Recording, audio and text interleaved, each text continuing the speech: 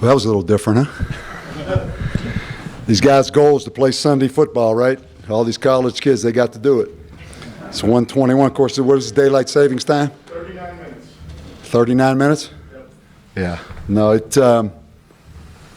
I mean, where do you start? You know, it seems like the first half was yesterday. And I told our guys, man, I tell you, a week ago in Honolulu, I guess it was what, 11, 12, 1, 9:22? Would that be about right? Yeah. It's about the time we finished that one in Honolulu last week. And, you know, you talk about guys competing, fighting, to be able to go back-to-back last week's game with the kind of energy that was given out, and then come back this week on a game like tonight. A lot of fight, a lot of fight. It's not always pretty, that's for sure. You know, you look at the game, just trying to go back. We had the 2 turnovers. Lamar threw the interception on the, I guess we were up 7-0. We threw the interception. And then Lamar fumbled going in. Again, man, you know, he's apologizing to me at halftime. And I'm telling him, hey, effort plays. You never have to apologize when you give effort. You know, the decision wasn't the best, but the effort was certainly there. So we turned it over in the first half twice. They really couldn't stop us. And then they had the big screen to 24. You know, got us in man coverage, came down there, picked the linebacker, and I think it was about a 70-yard screen. And then the second half, you know, again, you know, we get on some momentum, we get on a roll, we're up 28-14. Feel like you can close it out, right, at the end of the third quarter. And then I guess fourth quarter, we get them 3rd and 15. 3rd and 15, and they hit the vertical route to the outside receiver, or outside linebacker jumped off sides. They throw it up. They go in and score, run the bootleg, we turn the guy loose, and then they get the ball back 1st and 10, catch us in a blitz. They hit number 3 on a slant route, and all of a sudden, I mean, it's 28-26. They go for 2, and we stop them. A lot of things, you know, a lot of things, but I guess if you win 6, I guess you go to a bowl game, right? Is that what it is? And to do that back-to-back years is pretty significant. But there's more left. You know, there's more left for this team. I think we came out of it pretty healthy, other than IB Brown had some concussion-type symptoms in the first half, didn't come back and play. Chris Lewis didn't play. Again, you know, just you know, we're still building. We're still building. We're still building. We're not there, but there's some fight. There's some pride. And, you know, I've seen it all now. You know, I've seen it all. I mean, I didn't know if those lights would come back on. It's about as heavy as I've ever seen it rain. It was definitely a unique night, but we got to 6. Now we got to keep going. Rick? Austin has always said he's faster than he looks. I guess he got it done in the air and on the ground. Played good. Austin played good. You know, Austin came in and ran the ball. You know, we said it. I do think he's an improved runner. He did have a couple big 3rd down plays, and then the throw to Emmanuel Harris down the middle of the field, which was huge, the touchdown. So he came in and, you know, we told those guys during the week that, you know, whatever we have to do to win, you know, if that means bringing Austin in on 3rd and 9, maybe we bring Austin in on 3rd and 9, or if we need to go every other series. And, you know, I think Lamar handled it well. Lamar came in the 3rd quarter and had the touchdown run. So it's all hands on deck. It's all hands on deck. So, again, our punter tonight punted the ball really well. We had a couple mistakes on kickoff returns that almost hurt us. You know, we had one holding penalty, and then we got backed up on the next kickoff returns, an area we have to improve on. Chris Davis, again, fielding those punts was pretty impressive.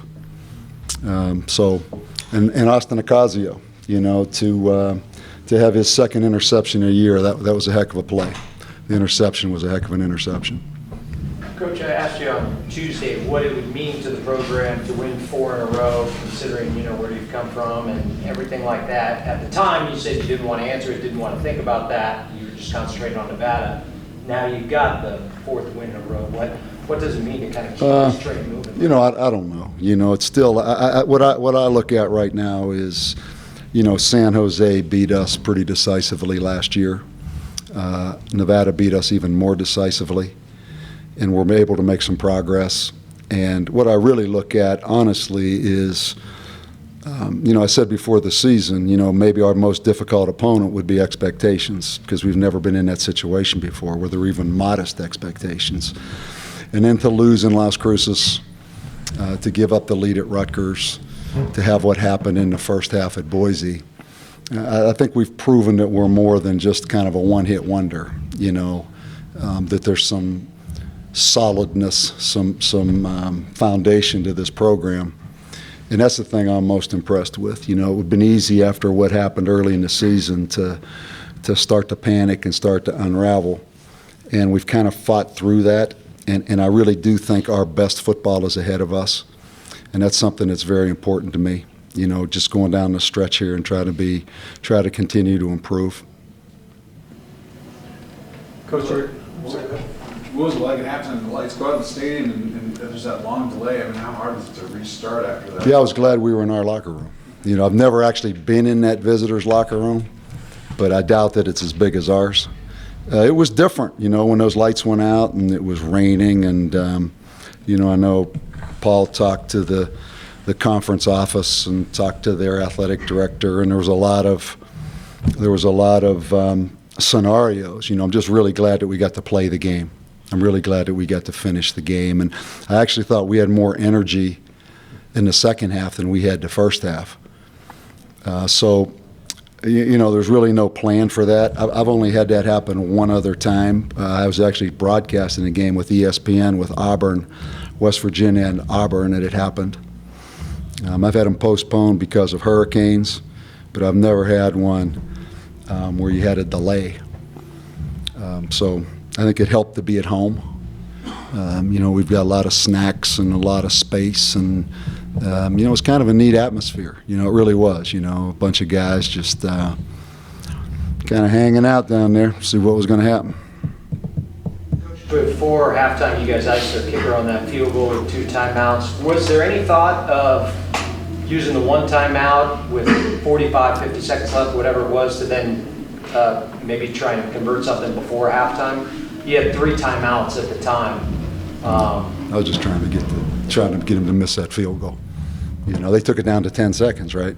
Right. What I was asking was, did you ever think, because I think it was like 45, 50 seconds on that 4th down, maybe 45, and they let it click down 34 seconds. I didn't know if you were thinking of have all 3 timeouts. No, I was kind of surprised they didn't take it all the way down. I thought they were going to go for it I thought they would go for it there, quite honestly. And then they took it down to 10, which was a little bit odd. Normally you go down to 4 seconds. But I absolutely didn't even think about getting the ball back, or we would try to do something with the ball. That was a big miss. Particularly when you're at halftime thinking like, okay, if we don't play this game, does this count as half a point towards the bowl game, or doesn't it count at all towards the bowl game? And I was just glad it was 14-14 and we weren't behind 17-14. That was a big miss right there at the end of the half. And then we blocked the extra point, right? And we also stopped them on a 2-point conversion. So all those things were at play. Coach, after you stopped them on the 3rd down or on the 2-point conversion, you guys gave the ball back when you were up 2 with 8:41 left to go. Can you talk about the big plays by Kenny Carson and Jaden Boatwright on that series? That was you definitely, like we've had other times. I mean, the momentum was definitely slipped away. We were back. I think we had to hold on the kickoff return. Right, we started on like the 4 or 5 yard line, ended up punting the ball out of there. Again, our defense has stepped up at times. And that was a case right there because momentum was clearly on their side right there. So, we had a couple big stops in there. And then the subsequent offensive series where Apodaca kind of made some big plays. Yeah, running the ball. So, as I said, I think he's improved directing this offense and running this offense. And the ability to throw it, I don't want to say too much because he's sitting back there right now, you know. But he's definitely, you know, I told him, I guess it was 2 weeks ago, you know, I said, Austin, we started this season with you.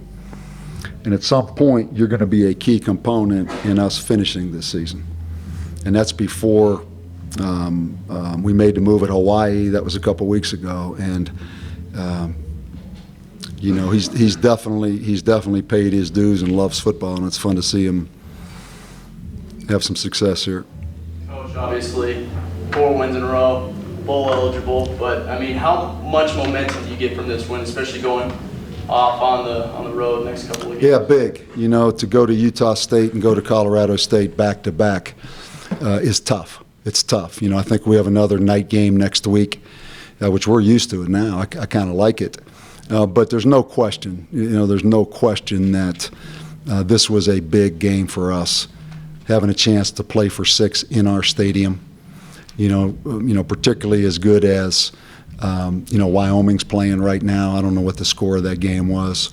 But I know Colorado State won big today, shut Fresno out, I think. So, you know, to get it right now and now have an opportunity just to have a heck of a season down the stretch was huge to win this game in our stadium. To have 370 yards rushing and not have a run of longer than 29 yards. Because they say just about the O-line and just the consistency. Yeah, I go back again, you know, they whipped us last year. They whipped us on both sides of the ball. And we ran for, what, 370? 373. I don't know what they ran for, not much. 108. 108.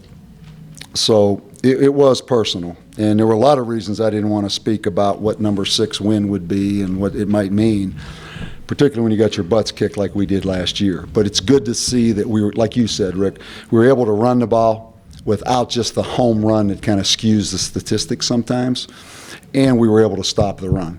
Because I tell you, number 20 is a heck of a player for them. And, you know, I told our team, I was watching last night Boise and San Jose, and they did, some of you guys might have seen it, but they put a graphic up of the top 4 running backs in this conference.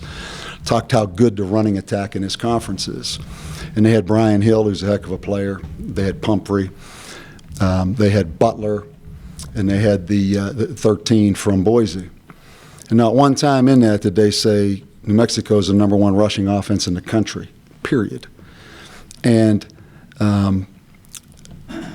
you know, I understand we alternate guys in there, but when you do have the number 1 rushing attack in the country, you're number 1 in yards per carry, you're number 1 in runs over 20 yards, 30 yards, 40 yards, 50 yards, 60 yards, and 70 yards, you'd at least like to be on that graphic. You know, again, it was good that we're not at the point where we got manhandled like we did last year, and that's big. That's big for us. Anything else? You guys get paid overtime, Rick? You still on the clock? Yeah. You guys, huh? No overtime. All right, guys. Glad we could win it. All right, man. Thank you. Speaking of overtime, you still have post-game radio.